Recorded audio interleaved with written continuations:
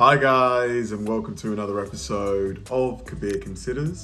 In this video, I'm going to react to 5 ways British and American farmland is very different. Now, love these types of videos by Lost in the Pond, Lawrence, one of my favorite, if not my favorite channel that talks about US culture versus UK culture.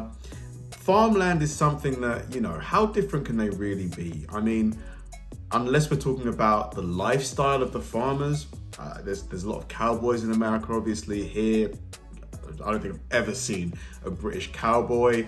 But, farmers are going to wake up at the same time, probably, do the same types of things. So, yeah, I'm quite interested to see what kind of differences are going to be included in this video. So, yeah, let's do it. There are only 5 million sheep in the US, or 1 sheep for every 65 people. Still quite a lot. Which perhaps explains why 1/6 of Americans have insomnia. Hello, I'm Lawrence and I'm on a quest to uncover all of the memos that Britain and America lost in the pond, and one of those memos pertains to farmland. Neither country, of course, is a stranger to farmland, and everybody the world over needs it. For farmers, these are places of intense work day in and day out. For the rest of us, they are those mysterious places you drive past on the interstate wondering what's going on in that barn. And this is true in both countries, but having flown over the two of them, both in real life and on Flight Simulator, I've come to realise there are some stark differences. And a quick disclaimer for Uncle Toby, who himself is a farmer. This is not a video exploring the differences between farming practices, but rather the visual differences that you encounter when you drive past a farm, or fly over it, or secretly trespass. I reckon American farmland is probably a lot flatter. Ours is really hilly, really hilly. Don't trespass. And so without further ado, here are 6 ways that British and American farmland is very different. Of course. I've said it before and I'll say it again. When it comes to these kind of comparisons, size isn't everything, unless Britain comes out on top. Now, I don't think anybody is going to be too surprised to discover that the United States has more farmland than the United Kingdom. It makes sense, after all, the United States is about 41 times larger. But what if we did this? What if we took each country and looked at the land and then worked out what percentage of that land was farmland? Well, some interesting and some would say surprising details start to emerge, forcing me to talk like a BBC presenter from the 1950s. I'll stop that now. Firstly, roughly 44% of the United States is agricultural land, and when I say that out loud, that sounds like a lot, given of course how large the United States is. But when you look at a map of America and you consider the fact that much of that farmland is contained either within the Midwest, the Great Plains, or the South, it suddenly doesn't feel like a lot, at least to my British brain. This is the majority of England. I mean, the majority of England really just kind of looks like this. And my instinct, for the first time in 21 years, was correct. A staggering 70% of the UK's land is used for agricultural purposes, meaning that percentage-wise, farmland is to the UK what water is to the earth. Actually, come to that, so is water. On the other hand, there's one difference that isn't quite so sizable. This. I'm shocked by that. 70%. But I guess when you do fly over, when you're landing in London, you do see a ton of green land, which is farmland. So kind of makes sense. But 70 seems like a lot.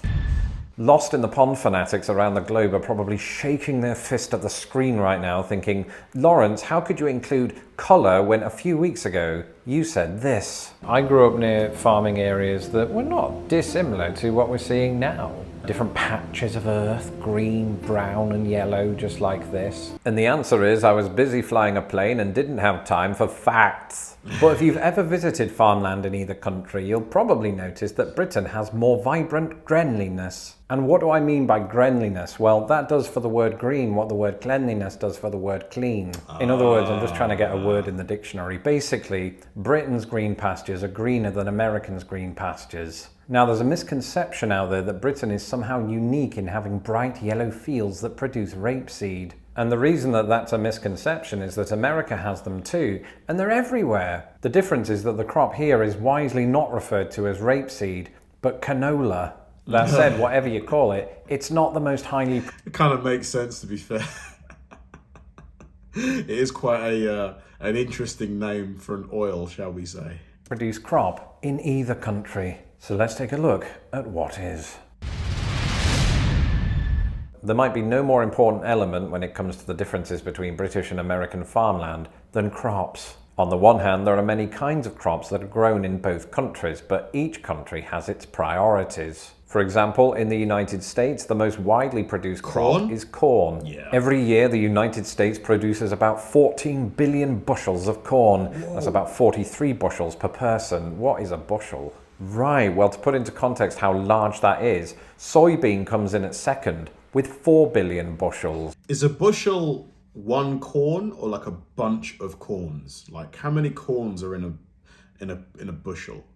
And from experience, I can tell you that those two crops are practically all you see in the state of Indiana, and yet it's not at the epicenter. Meanwhile, the most widely produced crop in the UK is wheat, unless you include riding crops, which you can get in Soho. But since I'm only now learning about bushels, I had to do some complicated math to see how wheat production in the UK compared to corn production in the US. And this is because A, UK farms don't seem to report measurements by that unit, and B, if they did, a British bushel is measured differently to an American bushel.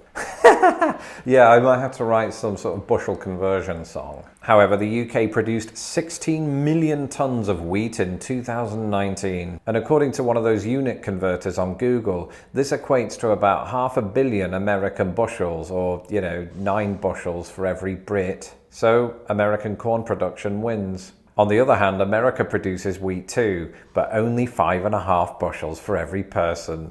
What does corn get made into stuff? Because all that corn surely isn't going to be made into like sweet corn or corn on the cob. Like cornflakes, corn flour, corn starch. That's all I can think of. Like what else is corn used for? It's a small victory. America's obsession with Animal corn feed? is second only perhaps to its obsession with rectangles. And observationally, this obsession seems to extend to the layout of its farmland. Already flying over Kansas, you can spot kind of a lot of rectangles. Not all of them, some of them aren't even four-sided in any capacity. It's crazy. Look, everyone's kind of concentrated into this little area, and all of this land around them is just farmland. But, it looks like a huge share of them at least have 4 sides. And yes, we really are talking about this. In the UK, surprise, surprise, pasture shapes are a little more eccentric. I recognise there wasn't too much I could do to stave off the yawns that are probably coming out of your mouths right now. But notice these different patches. Look how curved they are. Look how decidedly non-rectangular they are. You realise that I'm adding urgency into my voice just to make this that bit more exciting. What is that? A doorbell? I'm surprised actually. I'm quite What was that surprised. thing? There are a strange amount of rectangles up here from the air. Now that I'm here, I thought there weren't. But I would say that square shapes are heavily outnumbered by the more unusual shapes. Like there's a triangle, for example. Objects. In many ways, an entire video called something like 5 farming objects I only encountered after moving to America could have been devoted to the difference between British and American farming objects. But to keep things simple, I'm just going to focus on one object from each country. Something that you're more likely to encounter on American farms and not so much on British are silos. Some US farms have several silos. They're those cylindrical things that look like they're about to send crops into space. The object, if you want to call it that stands out on British farmlands are dry stone walls. Basically a wall that's... What are silos used for? Just to store the crop, like after it's been harvested? constructed without mortar. This means that cows are probably just 2 opposable thumbs away from escaping and wreaking revenge on humanity. And speaking of animals, ... that's ellipses spoken. Once again, there's a lot of crossover between the two countries as to which animals are used as livestock. But when it comes down to the animals that you're more likely to see on each country's farms, the difference is like Iron Man, in that it's stark. In Britain, the three most famous sounds are Big Ben, the pouring of the kettle, and baa. That was a sheep. And that's because Britain, nay, the United Kingdom, that was a horse sound, is home to 23 million sheep, which equates to about 1 sheep for every 3 Brits. And I'm sure there's a joke in there somewhere. And if a Royal Rumble broke out, the UK sheep would absolutely crush their American counterparts, who are outnumbered by about 5 to 1. That's right, there are only 5 million sheep in the US. But where do you get your lamb then? You must import a lot of it, right?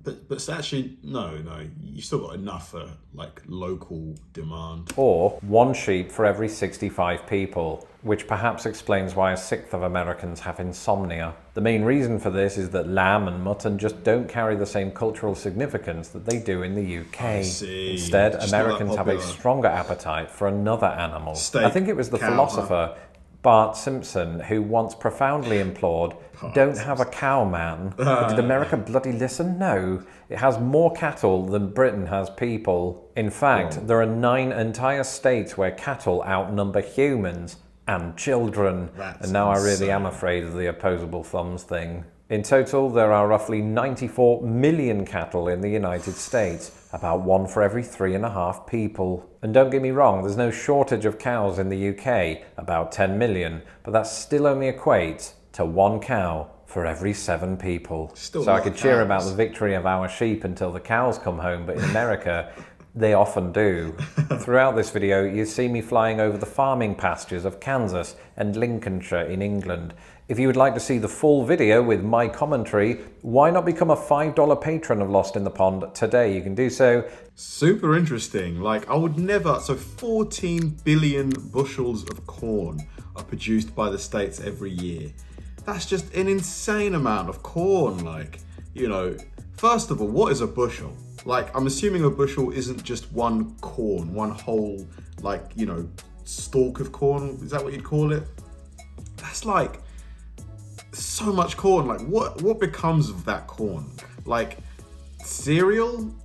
Animal food? Like, it must be used in a lot of foods, like a lot of things that are, like processed foods perhaps, because I just can't imagine like that's just so much corn. But yeah, super fun video once again. He never fails. Thanks for watching, guys, and I'll see you in the next one.